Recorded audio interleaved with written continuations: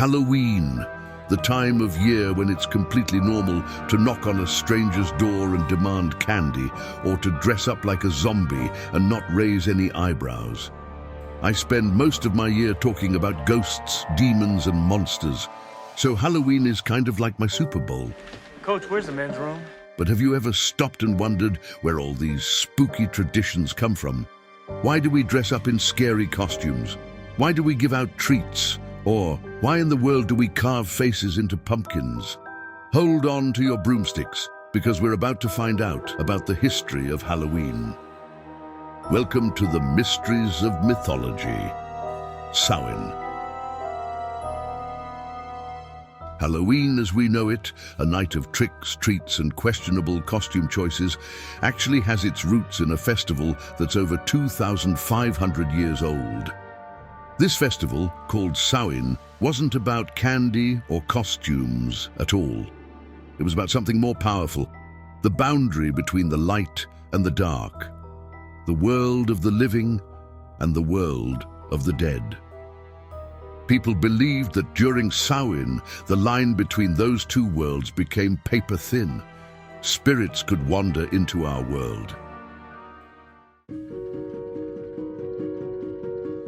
The Celts celebrated the Samhain festival to mark the end of the harvest and the start of winter. It was their way of saying goodbye to the warm, sunny days and getting ready for the cold, dark months ahead. And they took it very seriously. This wasn't just about having a party. Samhain was all about marking the halfway point between the autumn equinox and the winter solstice. It started at dusk on October 31st, and the celebration lasted for 3 days. Samhain was the time to honor the dead and remember ancestors. People believed their loved ones could visit and wanted to make them feel welcome. Samhain was the Celts' most important festival.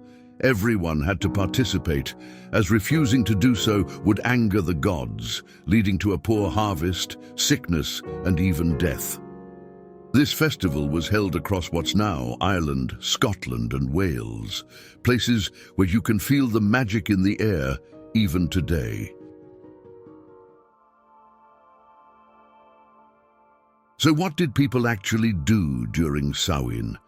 Well, for starters, they lit a lot of fires, and not just any old fire. These were huge bonfires that brought the whole community together.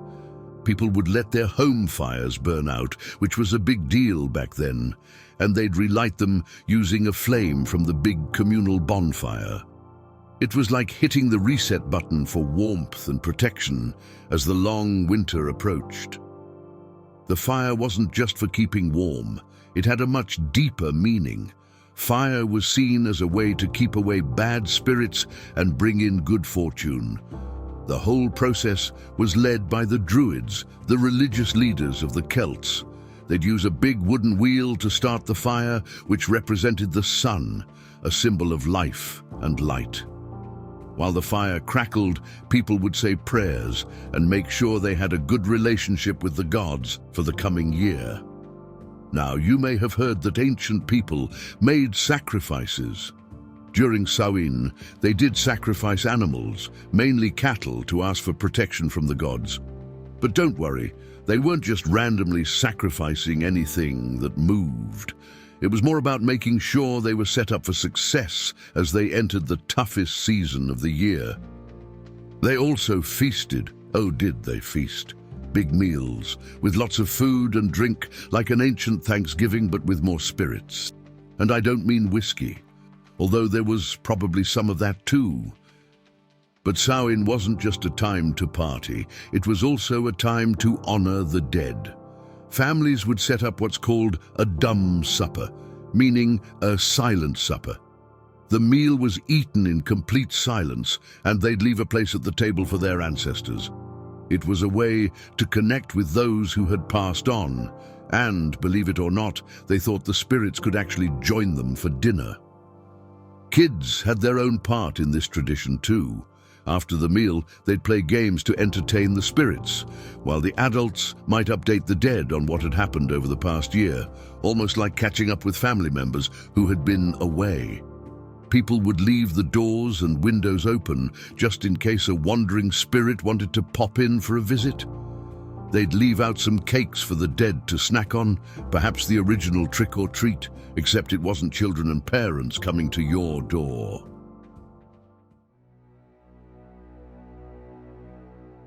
All right, now let's get into the really spooky stuff, the monsters and spirits of Samhain. You see, when that thin veil between the worlds of the living and the dead was at its weakest, it wasn't just your friendly ancestors that might come through. Oh no. The Celts believed all kinds of creatures could cross over during Samhain. There was one group they were particularly worried about: fairies. But these weren't the tiny, glittery fairies you see in cartoons. These were known as the Sidhe, and they were powerful, mysterious beings. They weren't all bad, but you definitely didn't want to mess with them.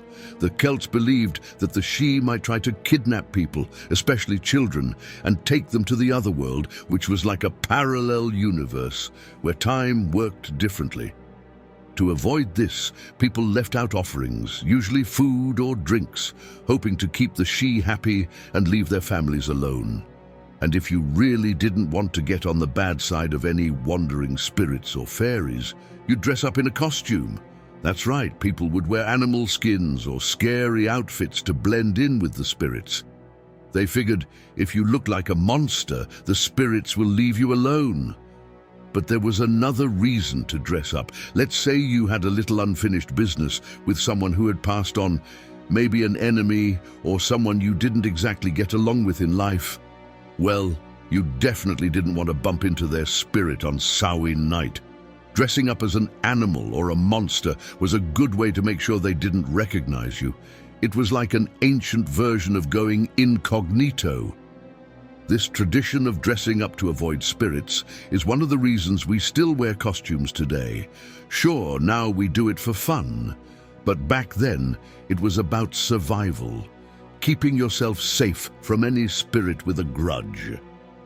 So you've got fairies, spirits, and possibly some not-so-friendly ghosts wandering around during Samhain. The Celts weren't just worried about the dead.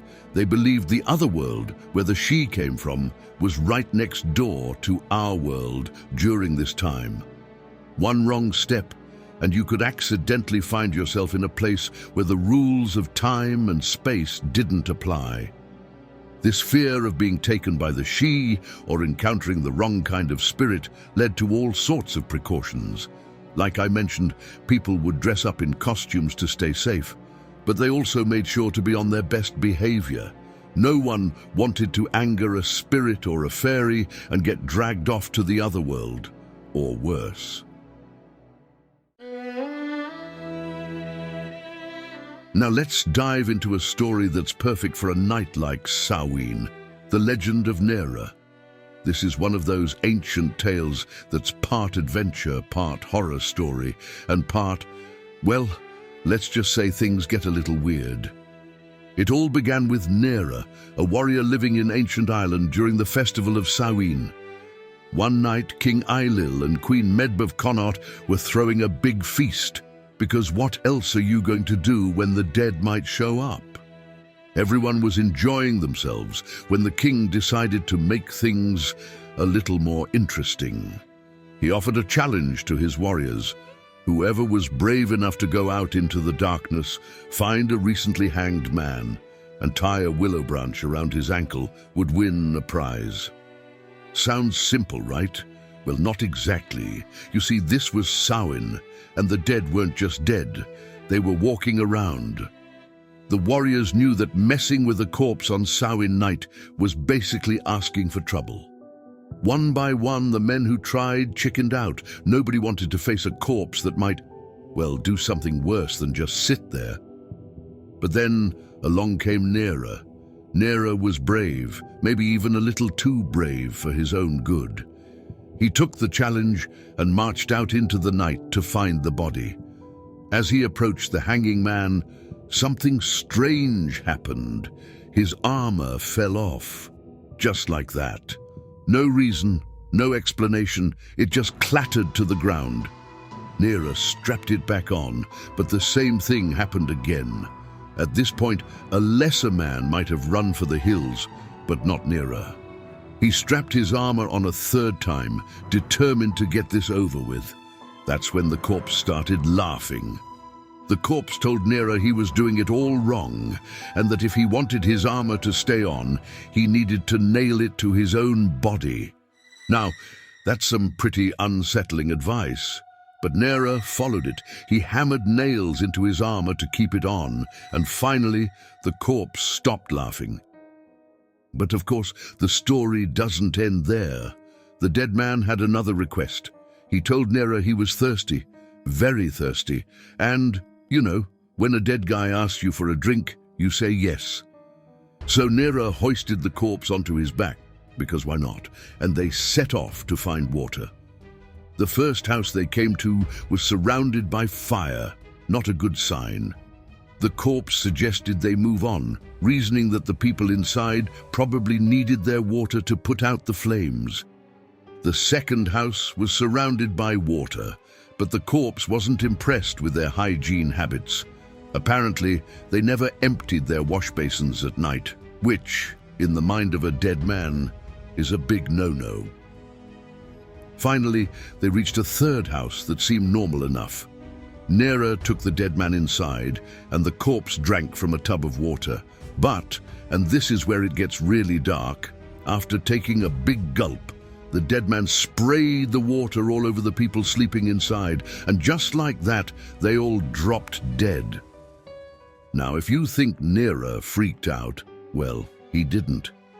He calmly took the corpse back to the gallows and left him hanging, like this was all in a day's work. But when Nera returned to the fortress, things had changed. The whole place was in flames, and the ground was littered with the severed heads of his comrades. Understandably confused, Nera spotted an army marching away from the burning hill and decided to follow them. What he didn't realize at first was that this wasn't just any army. These were fairies, and they were heading into the other world. Nera followed them into this strange realm, a place where time didn't work the same way.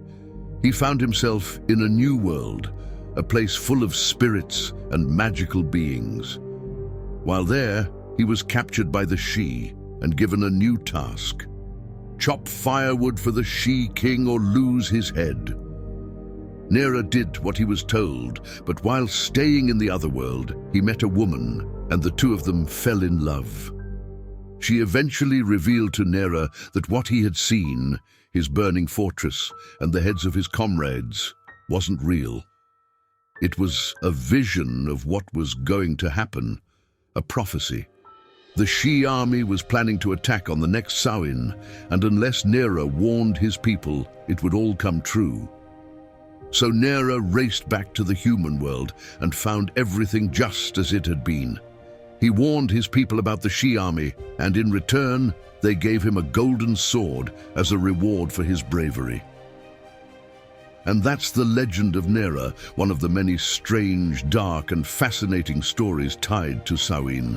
For them, it wasn't just about honoring the dead, it was about surviving encounters with the unknown.